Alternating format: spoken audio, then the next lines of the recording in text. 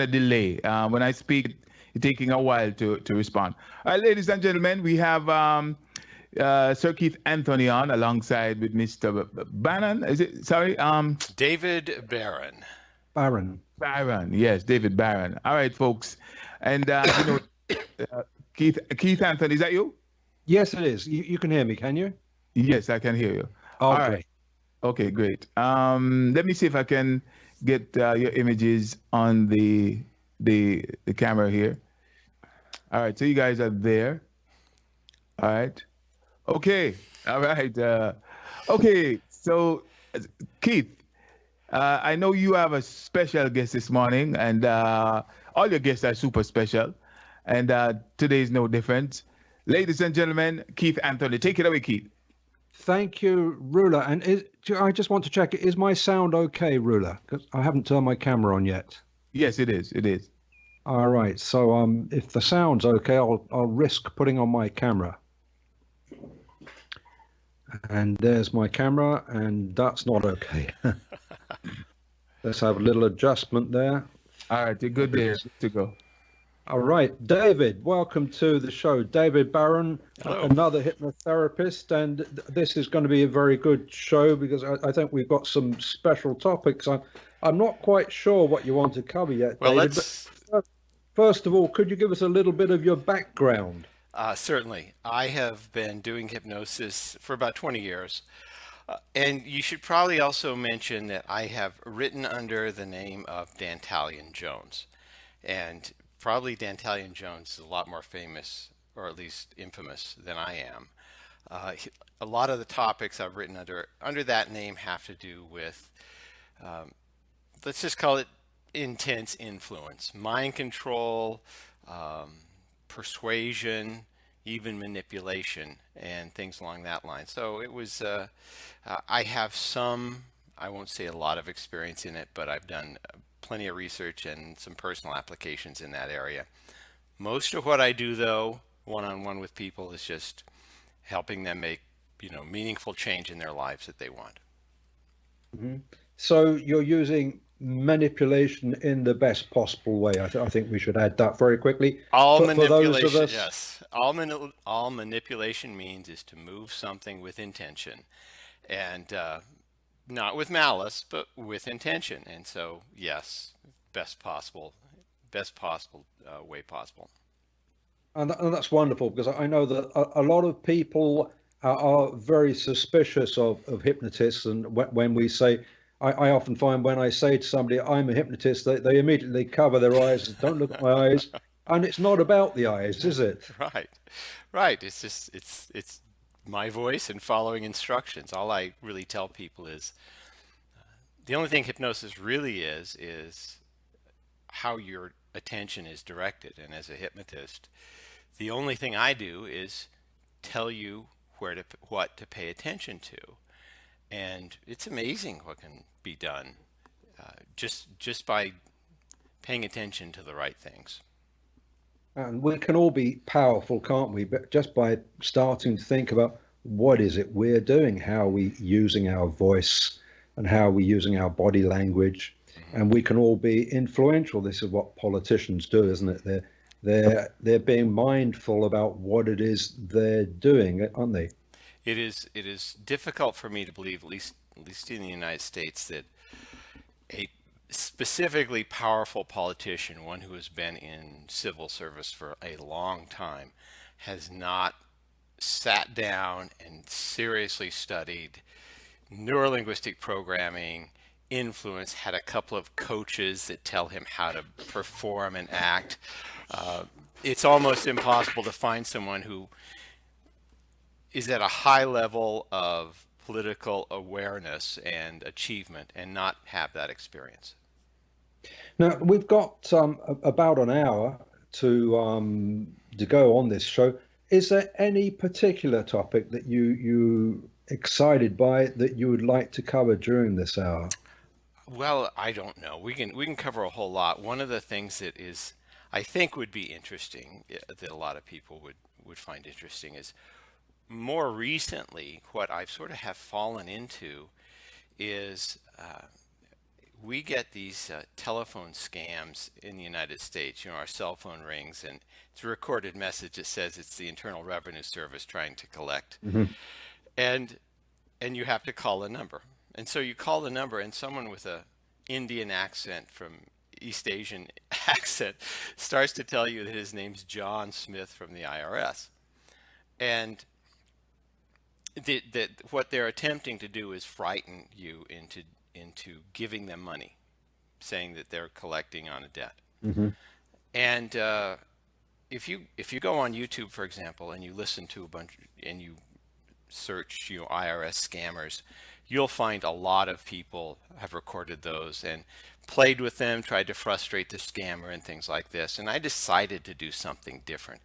I wanted to see if I could convert the scammer into leaving his job.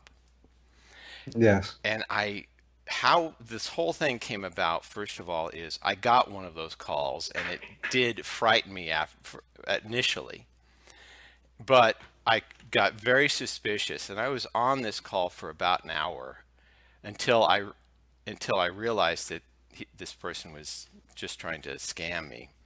And I switched. I decided to talk to this person like a human being. Like, this has to be a painful job for you. This, every time you call somebody, it's got to take a little bit of your soul away, and sleeping at night has to be terribly difficult. And in that hour of conversation with that person, I convinced him to leave his job. so I did a little research. This kind of stuff, isn't it? Yeah, that kind of stuff. One of yours. Well, one of the books I recommend is this one. It's a book called Essentials of the Reed Technique: Criminal Interrogation and Confessions. And it's a process. It's a process that is instructed to police interrogators to get confessions. In other words, they are attempting to have this other person act against their own best interest. And I thought, oh, this is this is really cool information. So what I sort of have developed a formula when I'm talking to one of these people on how to convert them. It doesn't work all the time, but it works often, and I've got a lot of interesting responses. And typically what I want to do is I want to, the first part is the most boring part. It's I have to let them be convinced that I'm following along with their con. And it means that I'm acting scared and everything. And I want them to invest some of their time so they don't leave me right away. And then I will say something like, okay, this is important. I have a couple questions to ask you because, I want to solve this problem. And they say, sure, of course. And I say, how long have you been doing this? So I get a very inane question. And they will usually tell me 10 years. I'll then ask them or say something to the effect, this must be a very difficult job. Now, I'm actually saying something that for them is true. I'll continue on and say things like, is this the type of job you'd want your children to do? And it must be really hard because the people, no one really lasts as long as you do. You've probably seen people move away, within days of taking this job. And all of these things are true if you've ever researched this sort of collection process that is a confidence game. And ultimately, what will happen is, Keith Anthony, are you still there? I think I lost you for a moment. Okay, there you go. I'm sorry about that. My Skype crashed. I had to relaunch. All right. And that. I don't know how much of that I lost or if you lost, but that was very interesting. Can we pick up? You missed that very little. Basically, what had happened is that I will start asking questions that are in fact true for their experience, or say things like, this must be a very difficult job. I bet you've seen people come and go very quickly in this job. You have to do this all day. And then I'll ask them something. I'll say, this is important because I want to help you. And I ask them, are you a good person? And I usually get a long pause, and they'll say yes. And then I'll actually say, hey, look, I know exactly what's going on here. And now I'm talking to them as someone who knows that they're not really an IRS agent. And I'll say, hey, look, this can't work well for you. You've got to be having sleepless nights, and every time you do this, it takes a bit of your soul away. And ultimately, what I will tell them is that the only thing they can do to feel better is to take off their headset, don't hang up, and walk away. And I'll say that a couple times, and then I'll just pause and say, would you do that for me? And a couple of interesting things happened. I had this one lady in tears, and she put the headphone down, and I didn't hear anything. Then someone else picked it up and Yes. and said, what happened? Why was this person all upset? And I said, I don't know. And I started to talk to her in the very same way, and she walked out. But that was a one-time experience. And generally, it's very interesting because I have gotten people to give me their Skype, not their Skype account, but their Facebook. We've become Facebook friends. I've had. I've been doing the same kind of thing. Tell me about it. How do you do it? It's weird. I similar kind of thing. I just start to, and because I have the voice, and this is why we're hypnotists, isn't it? Yeah. And I just treat the other person that they're just human beings, and I just pace and lead, and the people who are listening who are not hypnotists, pacing and leading is a way of matching.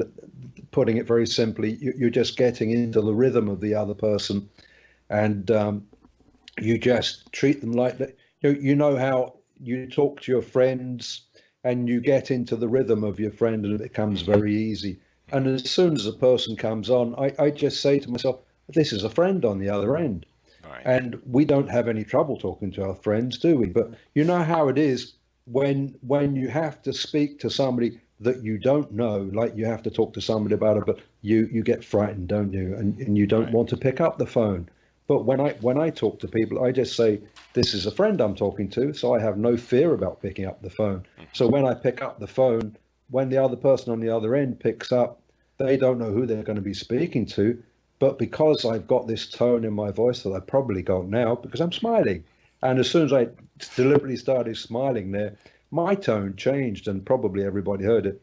The other person hears this smiley tone, so immediately they're in rapport with me. So we get into a rhythm. And so it's very easy then. And I use this word manipulate in the best possible way. And you get into a rhythm with them.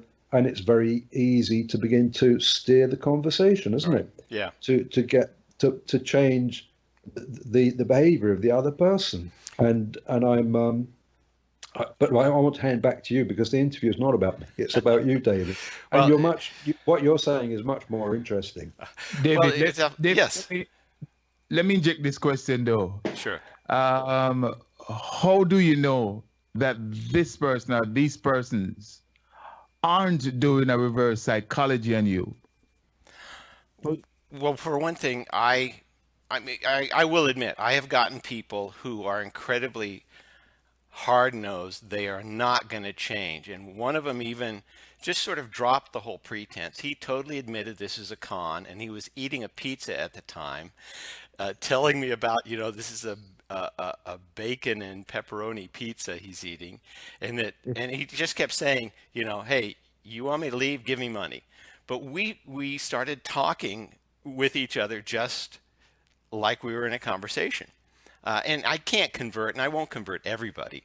But as far as a reverse psychology, first of all, I'm not going to give anyone money over the phone. That's just not going to happen. Right. And they may be completely just following along and not doing anything. But, there's a point where I've gotten little confessions. They've said, you sound like my father. I've got them into tears occasionally. And that's the direction I'm trying to go. As far as, I don't really know if they're trying to do a reverse psychology on me. I guess I'd have to. What do you mean by that when you say a reverse psychology?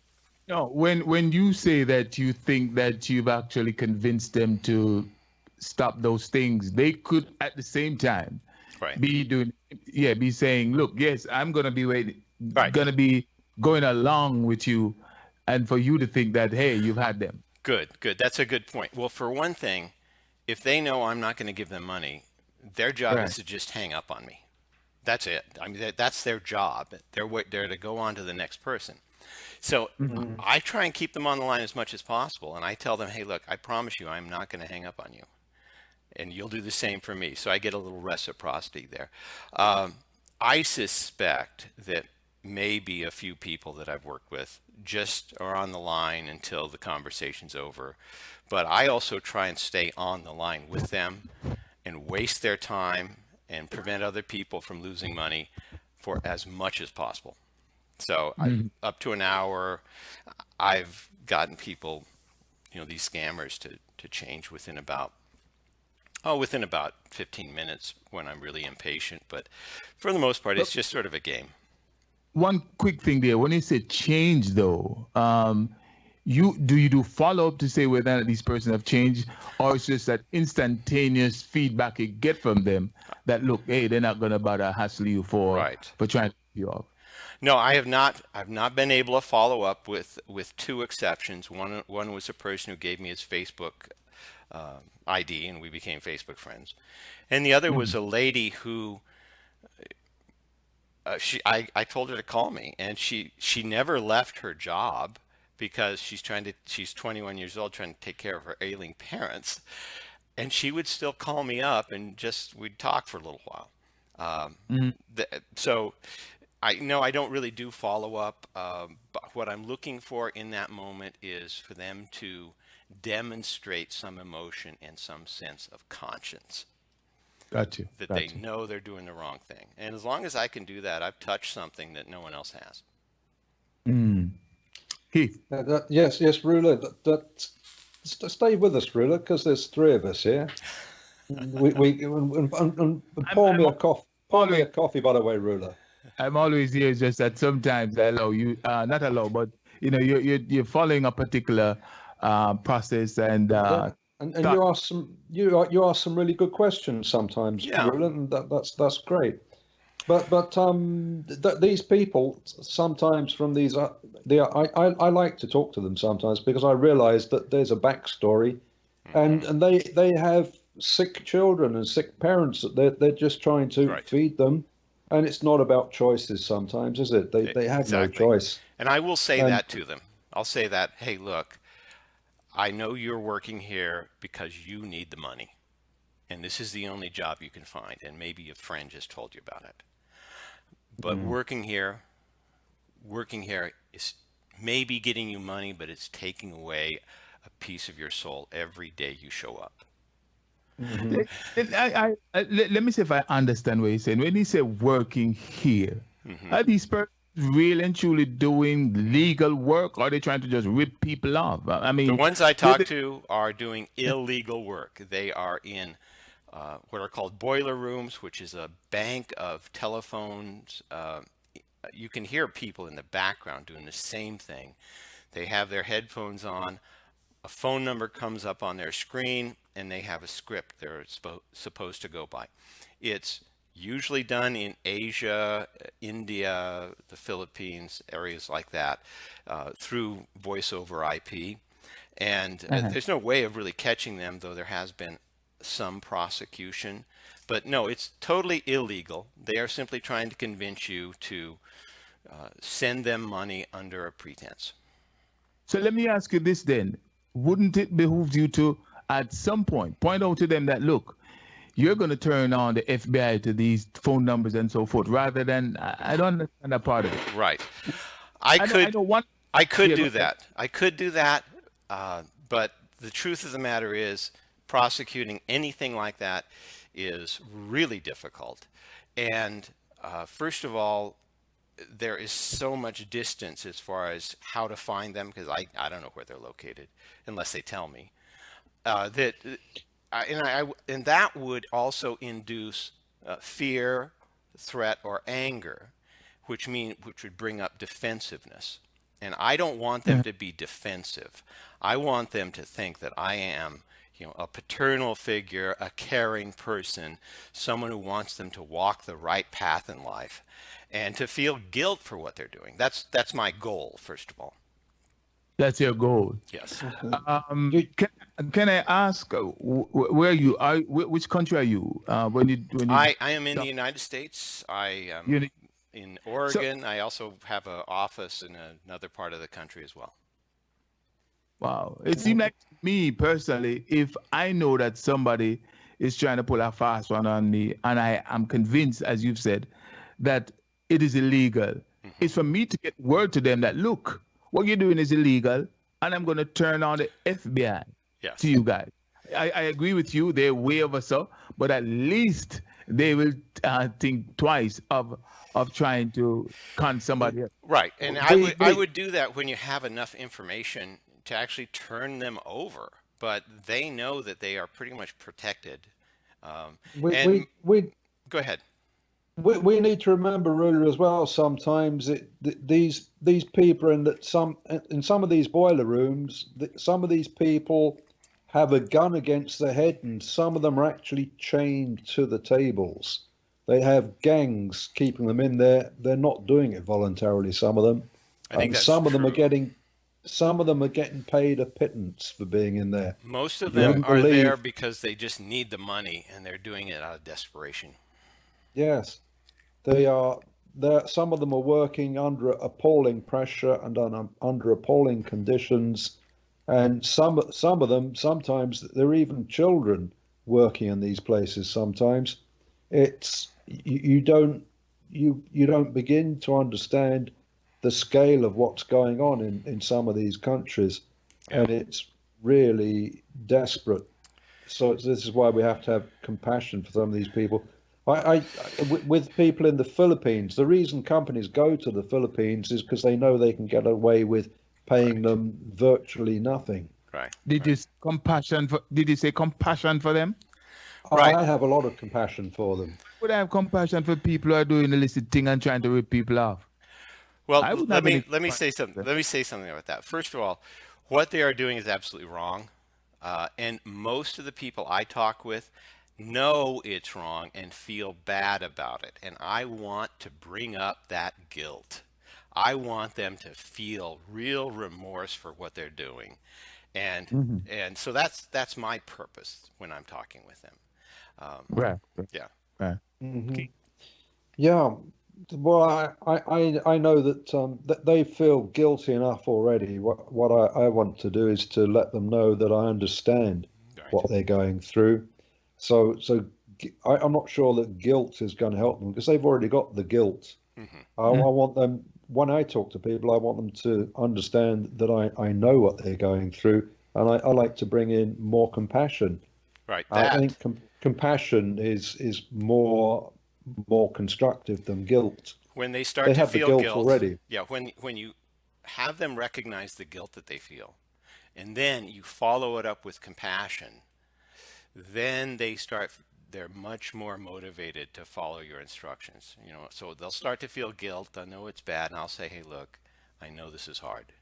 I know you're doing this only because you have the money. Only you need the money. And this Right. is the only job you can find, but it's killing you. And this is how you get them crying, isn't it, David? Yeah. Because they see that you've also got your compassionate. Because I Right. know you've got that compassionate side. I know you're not just wanting to make them feel guilty. Well, I can fake it too. Because I've seen your compassionate side ever since I've met you, Oh, thank you. and that's wonderful. So stop trying to hide that compassionate side of yours, because I know you've got that. All right, all right. Anyway, But yeah, go ahead. but for the benefit of the listeners, do you think we could maybe teach them a little bit about embedded language so they can be a bit in the best possible way, so they can be a little bit Well, a little bit covert? actually, none of this is really covert. There's a pattern to it. If there are listeners Yeah. here who are getting there are listeners here who want to do this, and you get those calls. There's a whole process. The first process is let the con person on the other end of the phone think that you're being influenced for a little while. It could be 5 minutes, it could be 10 minutes. The second step is ask them personal questions like, how long have you been doing this? What are the people like? Things like this. And then ask them more deeper questions about, are you a good person? And then once you start to have them respond to that, you can just drop all pretense and say, look, I know what you're doing, and you're trying to get me to give money, and there's nothing right about what you're doing. Then is when you can start to influence them. And you can do it in, 15 to 20 minutes. Just take your time and realize that you're not going to give them any money during the process. So play with them.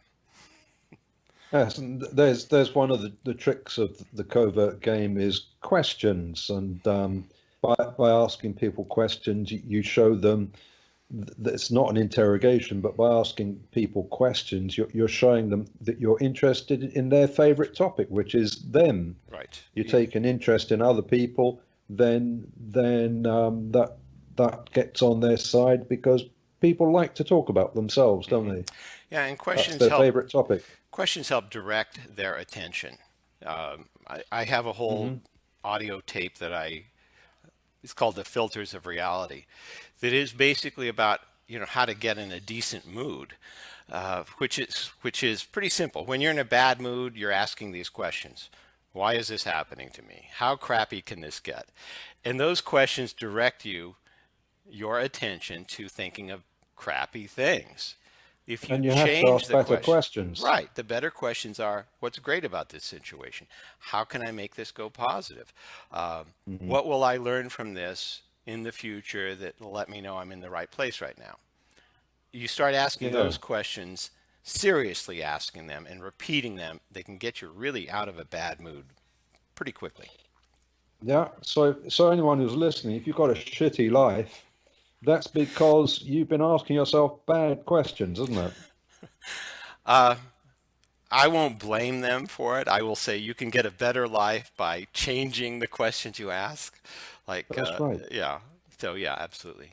I guess, and also another direction I want to go with this conversation. We've got about an hour here, and again, this is also something relatively new, which is how much you can achieve with just the pretense of authority. And this is not something I have developed myself. There's another hypnotist who's incredible. His name is Chase Hughes, and he made something an observation that you can get a lot more done. You can do incredibly more things with authority than you can with technique. Write that down. Okay, his name is Chase Hughes. He's written a book called The Ellipsis Manual. And he should be probably one of the next people you interview. But what he says very clearly is authority will get you so much further than technique or rapport even. And he cites the Milgram study, which was a study in which people were brought into a situation where a person was told to shock another person when they got answers wrong. And every time they got a wrong answer, the intensity of the shock would increase up to the point of death. And the only thing that was there to keep them on this was a guy in a lab coat saying, the experiment must continue. It's important that you continue. And that's all he said. And about 80%, under the right situations, 80% of the people shocked the other person to death. Now, the other person was a cohort, so no one was really being shocked. And that was done simply by authority. And if you think about it in this context, it took a man in a lab coat, and only a lab coat, to convince someone to kill another person. Think about it like that. How much authority do you need to influence somebody? And of course, authority starts on all sorts of different levels, including from your environment, your dress, your presentation, everything along those lines. And once you start to develop that authority, it's amazing. People will do things. Yes. Uh-huh. I've been surprised that people often tell me that they see me as a person with authority, and I never used to be that way. But all I did to change myself was I started to stand taller. I held my head up, and I started smiling and I've tested this. Yeah. Because when I go to seminars, I've been both. Because I used to go to seminars, I used to be terribly afraid. I used to be self-conscious, and I used to slump. I used to keep my head down, and I never used to smile because I didn't want to be seen because I was afraid. Absolutely. But when I stopped doing that, I started standing tall, and I started smiling, and I started making eye contact with people. And this started happening at a time when all my clothes were in the cleaners and I only had one white suit. So I started going into seminars wearing this white suit, so I was conspicuous. Okay. And I felt stupid. But when I was wearing that white suit, and I thought, okay, here I go, I've got to go in. So I stood tall, and I smiled, and I looked everybody in the eye, and here I go. That's a perfect example. That's a perfect example of demonstrating authority. I had authority. Mm-hmm. So and so after, no matter what I was wearing, that's the way I went in. I stood tall, smiled at everybody, looked everybody in the eye, and people started telling me, you know, you're important. You know stuff. And I'm thinking, this is crazy because I don't know anything. Yeah, and everybody was telling me. Yeah, for the listener, there are several things you can do in your whole just personal presentation to do that. And you've mentioned the most basic and obvious ones. You stand taller, your shoulders are above your hips, and your head is above your shoulders. If you can have it so they look at the underside of your chin slightly, that works as well. When you look at people, look them in the eye, give them your full attention. The more subtle things that you can do are slow your blink rate. So if you're blinking a lot, it's sort of a sign of nervousness. And these are all subconscious triggers. The other thing is use silence. So when you ask a question, just don't say anything. Or when someone's talking, wait until they're done, until they feel uncomfortable, and then say something. Because people of authority are very comfortable being in silence. So they don't speak a lot. They will usually, in fact, there was a whole, I heard an interview with the actor, Michael Caine.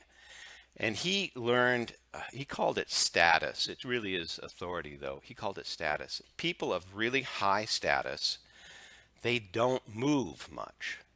In fact, as an actor, a person of really high status has other people do all the moving for him. So when he was playing a mobster, he would stand with his hands in his pocket, unmoving, barely even blinking, and these goons would be behind him, and he would say something like, you know, I like you. I really like you. I would hate for something terrible to happen. And it has this influence like, oh, this guy's sort of frightening. And he even practiced for a while not blinking at all. And it freaked people out after a while when you're in a conversation and someone is not blinking at you. But you know, that's one of the more subtle things you can do. And looking at you now, and it's interesting you said Michael Caine, because I've studied Michael Caine myself, and he's got a YouTube video where he teaches his skill.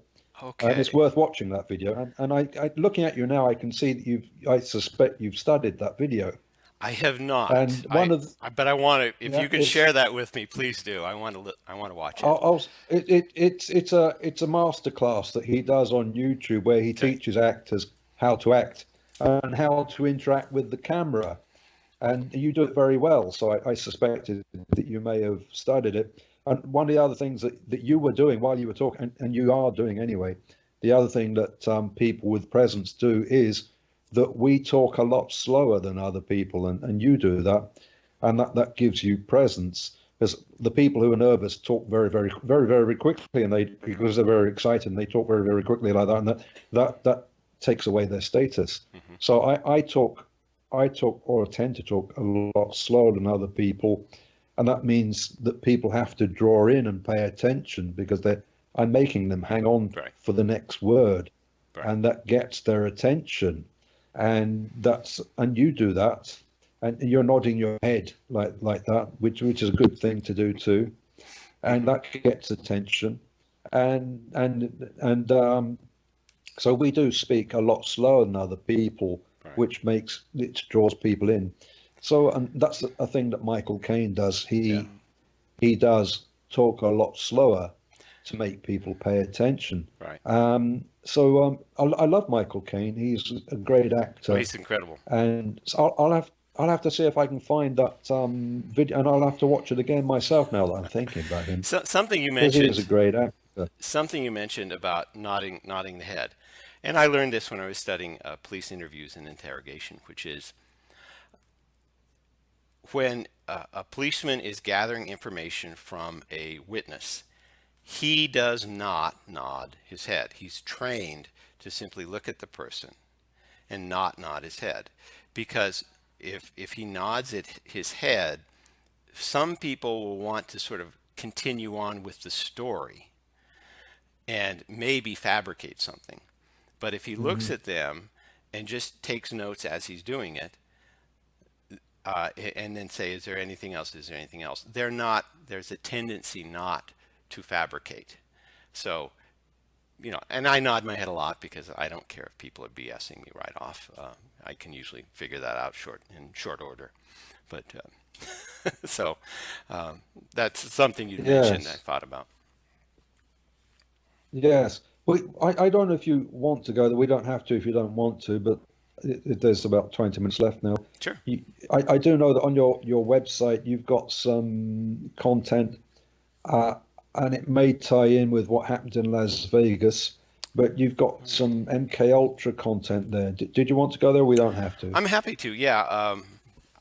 I'm going to be completely honest. Everything I know about MK Ultra and mind control is largely through just reading and research. It's not something I have done a huge amount of application on in creating Manchurian candidates, though I know it's entirely possible. But yeah, I'm be more than happy to talk about it. Okay. For the listeners who I would imagine a lot of you don't know, MK Ultra was a program set up by the CIA back in the was it about 50s and 60s. 1950? Yeah, 50s and 60s. And it was a really nasty program where they experimented on, I hate to say it, and I don't want to go there too much because this is a mixed audience of youngsters.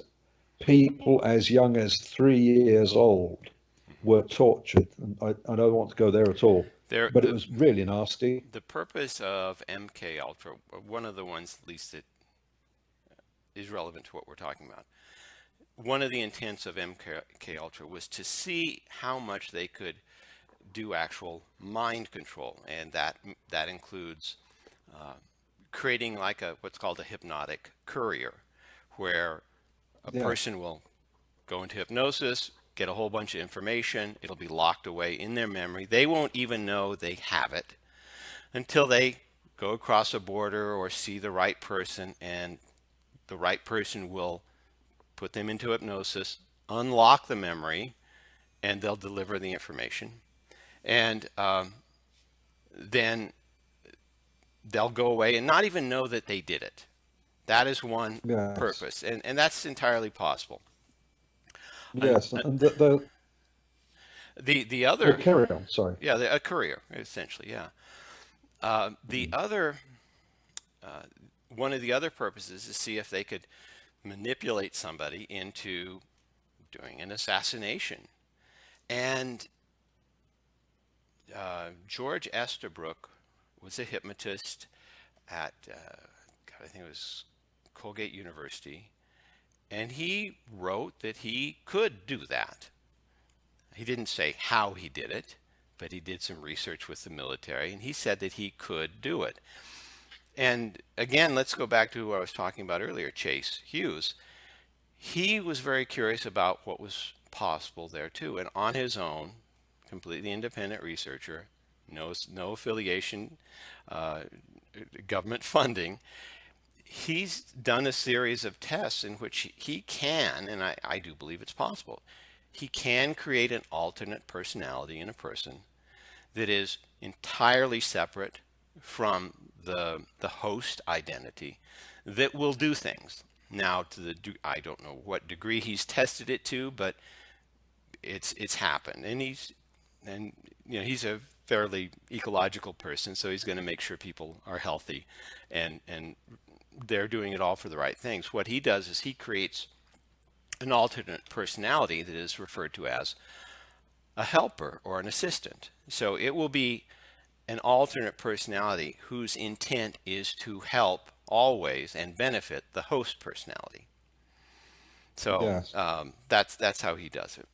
And again, go to YouTube, type in Darren Brown hypnosis assassination, and there are even other hypnotists who have done it, and it's on YouTube, where they have Yes. selected people from a group who are truly highly hypnotic and trained them to do an assassination or killing somebody without knowing about it. And of course, the person was not actually killed, but they didn't know that at the time, and they would have no Yes. memory of it.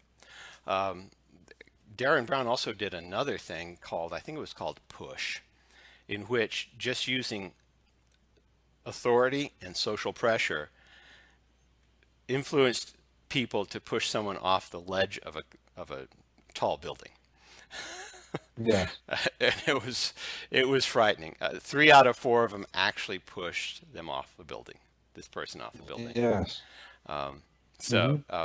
And again, it was nothing hypnotic. It was just people saying, "No, you need to do this," and they did it.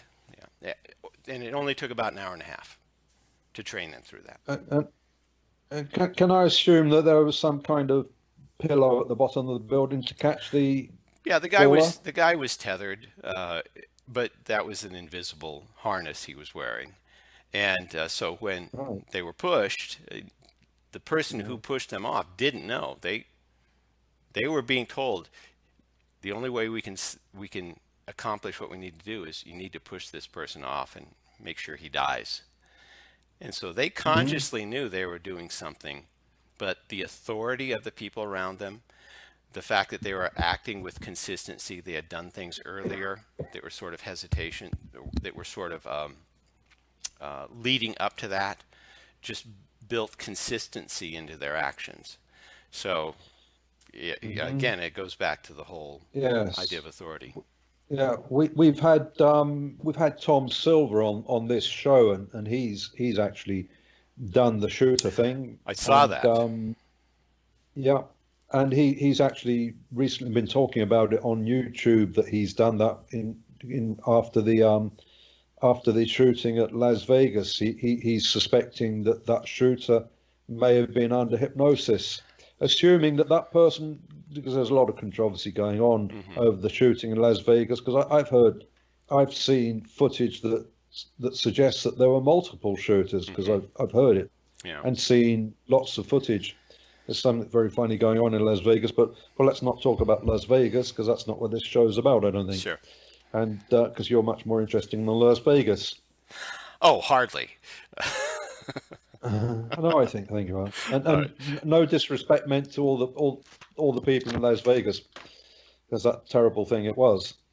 But yeah, and they say that the MK Ultra is allegedly closed down, but I don't think it is, because the CIA doesn't close down such a valuable program as that. Right, and the government has black projects, which are projects that are funded without knowing what their purpose is. I mean, they go to a Senate subcommittee and are given the most maybe it's entirely fallacious, or at least it's a vague overview of what the project is so they can get funding.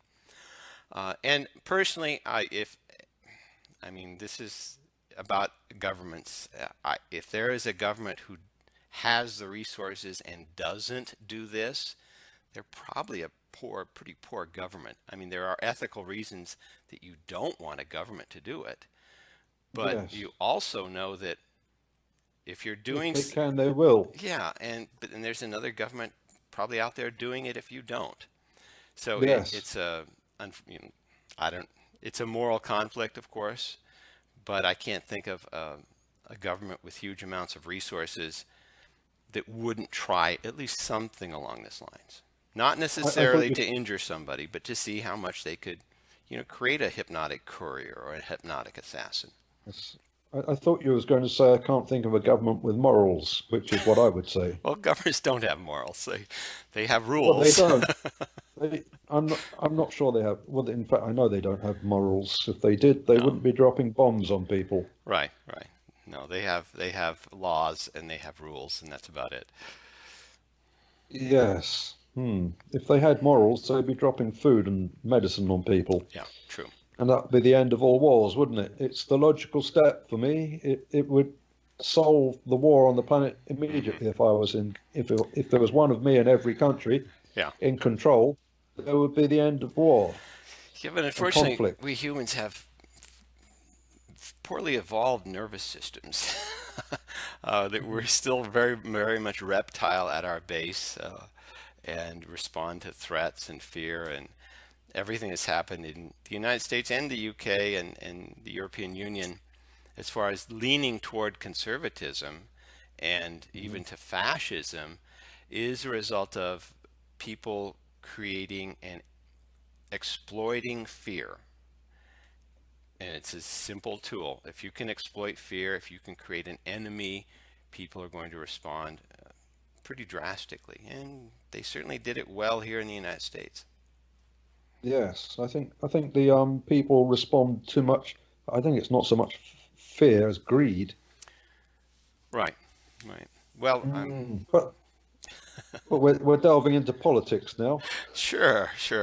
Well, as far again, let's lead this over into manipulation, which is if you can convince somebody that they are threatened, what will happen is their long-term thinking skills stop and their cognitive thinking narrows down to maybe one or two processes. So if you can convince somebody that they're threatened, they're much more easier to manipulate on a one-to-one level. And yes. So again, it's not ethical, moral, or anything like that, but think about that if you want to influence somebody. That's why the government wants to create fear all the time, doesn't it? And actually, right. I could see it when going back to what I saw in Las Vegas. I was looking at the behavior. That there's a few unusual noises going on, like the gunfire, and you could see the people in that open space weren't thinking. They didn't know what they were doing. They were. You could see the terror.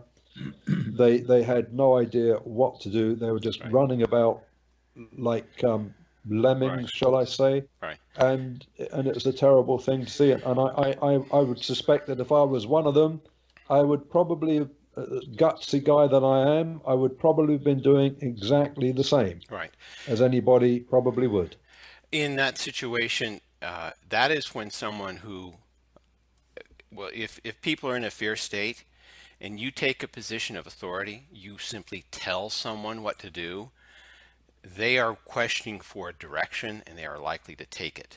So in that situation, if there were enough people who said, tear down the gates, run like crazy, bring as many people with you as you can, you would find people getting on board and following that person.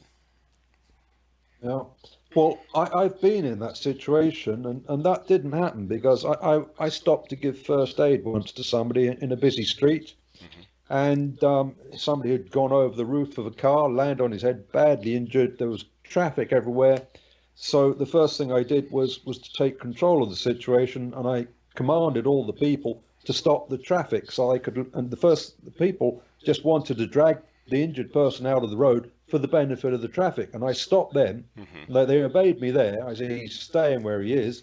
And now I said to them all, now stop that traffic, and guided around the roundabout, and they ignored me and they all walked off.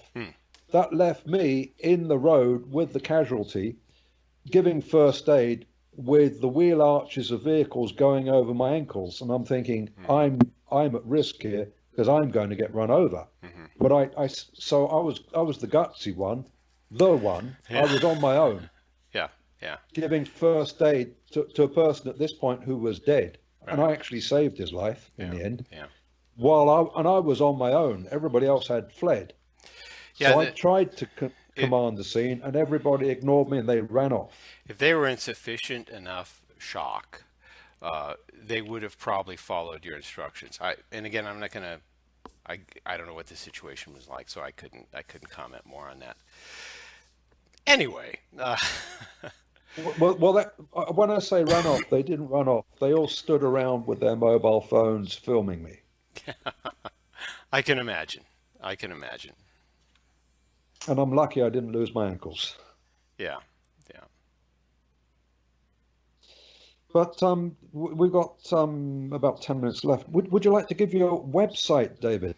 Yeah, you can reach me at, there are a couple of websites. First of all, I have a hypnosis practice in Oregon here. It's called Eastern Oregon Hypnosis, so it's near the West Coast. And I can also be reached, I have an office in New Hampshire, which is entirely on the East Coast. I work with my clients there in New Hampshire through teleconferencing service, much like Skype here. And you've got EasternOregonHypnosis.com. You have NewHampshireHypnosis.com. So that's how you can reach me, and if you want to work with me clinically. Some other websites that I have, the products that I have are on, for example, Mind Control Publishing. That's where you can find most of my PDFs, my audio recordings, my books, and some other books as well. Now, I am going to be doing a whole hypnosis training. I think it's going to be starting November 3rd, 4th, and 5th. You can find out information about that at thehypnosisseminar.com. And if you have questions, of course, there's ways you can contact me there as well. But contact me at thehypnosisseminar.com, and it's going to be a relatively small but a very intense sort of training in which you're going to get the most basic of, I call it the Stevens hypnosis process because it was named after my mentor, Jeff Stevens. It's a very, very thorough 10-step hypnosis process that makes incredibly dramatic changes at the level of the subconscious mind. One of the things I like to always do when I'm working with a client, once I find out what their outcome is, at the end of the session, I am going to test it. I pretty much consistently will always test it to make sure they got the outcome. I have them come in craving a cigarette if they want to stop smoking. And at the end, I will say, try to want that cigarette. I mean, really try and tell me what happens. And typically, if I've done my job, if they've followed my instructions, they either cannot want a cigarette, it's just there's no desire for it, or it is entirely repulsive. And I will do that with every sort of, and that's in one session. And it's very straightforward. So it's a whole 10-step process that is the Stevens hypnosis process. And you can find out more about that at thehypnosisseminar.com.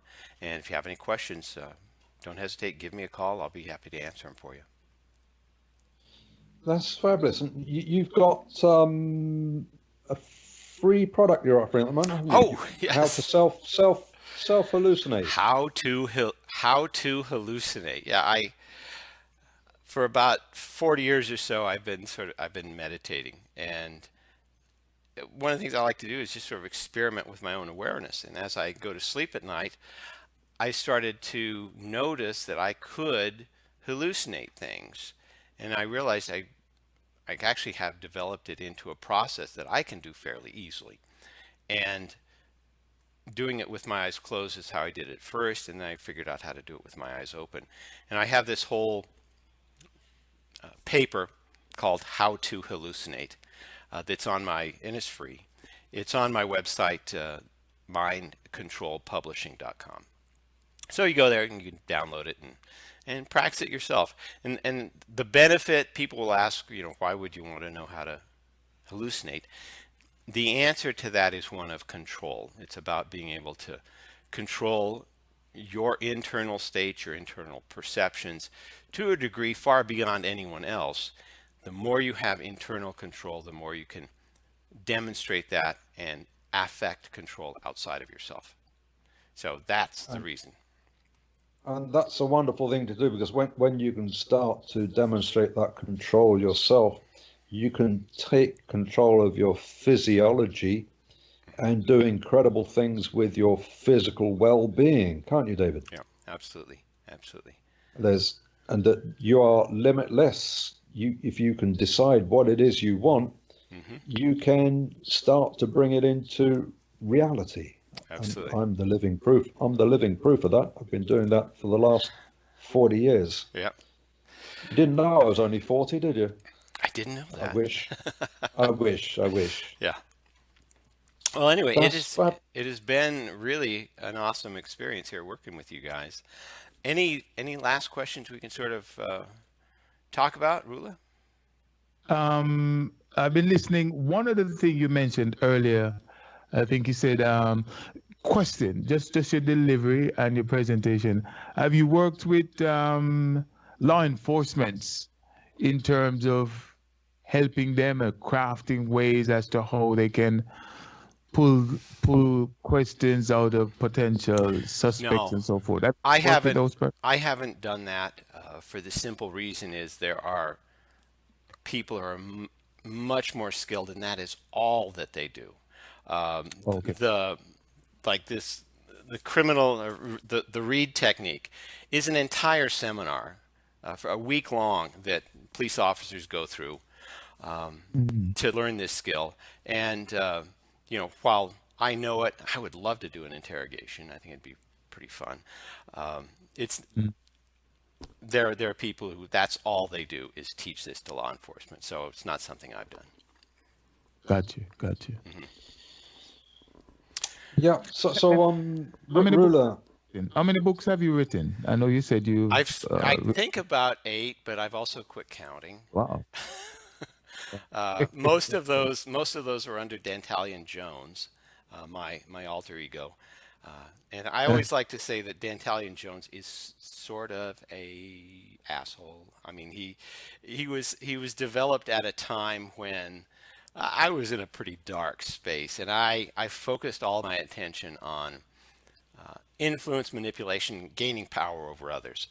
So you've got some really useful information there. It can certainly be applied, but it's also presented in a way where people are somewhat objectified. And I say that straight out.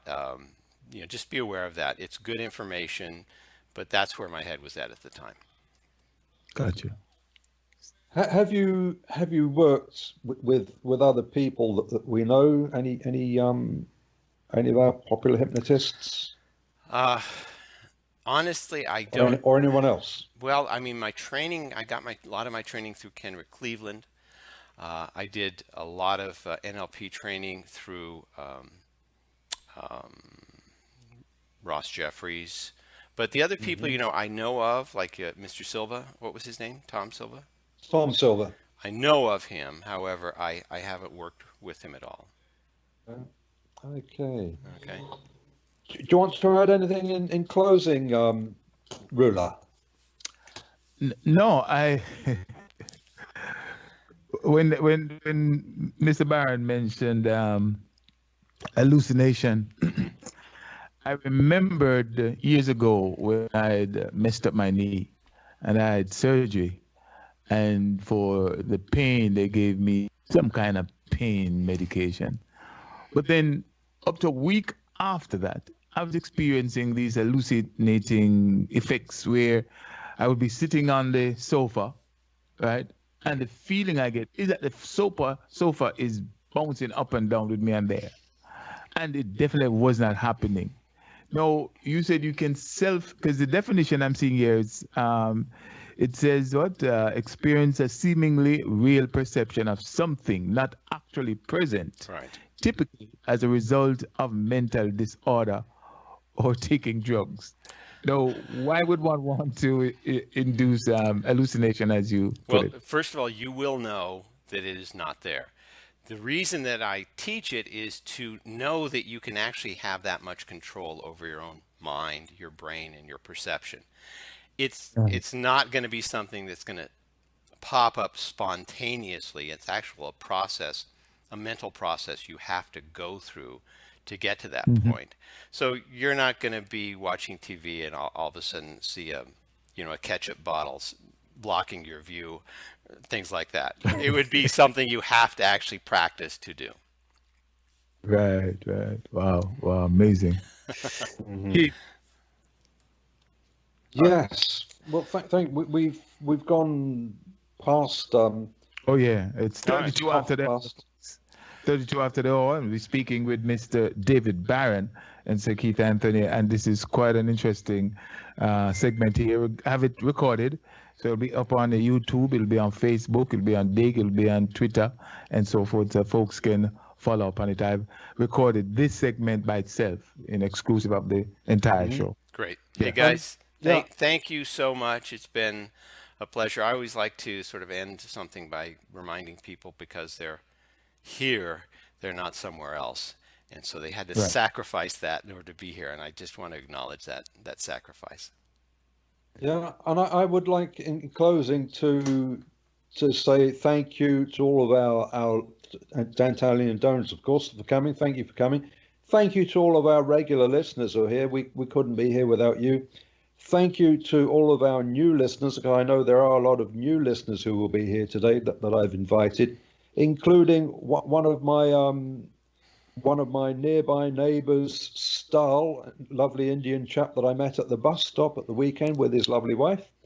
Welcome to the show, all my friends from Canada, from America, and from Europe, and good to have you all back, and all of our hypnosis friends who I know you will all be listening. So thank you all for coming. If anybody wants to book some hypnosis with me, you can find me at my website, which is hypnosensei.com or hypnosensei.co.uk, and you can book sessions with me anywhere in the world over Skype and Zoom and various other platforms that I use. So I am always reachable. So Rula, thanks for giving us a platform again.